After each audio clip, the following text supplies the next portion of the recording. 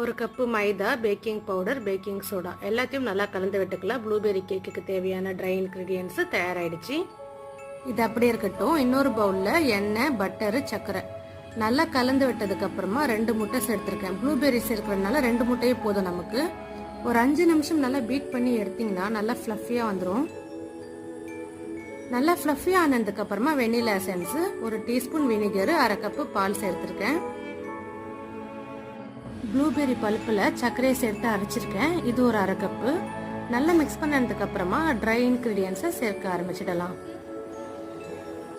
நல்லா கலந்து விட்டாச்சு. கேக் பேட்டர் தயாராகிடுச்சு. இப்போ இதை கேக் டின்ல மாற்றிடலாம். ஒரு 10 மினிட்ஸ் ப்ரீ ஹீட் பண்ணிவிட்டு 50 to 55 மினிட்ஸ் பேக் பண்ணி எடுத்துருங்க. நல்ல ஸ்பாஞ்சியான ப்ளூபெர்ரி கேக் தயாராகிடுச்சு. நீங்களும் வீட்டில் ட்ரை பண்ணி பாருங்கள்.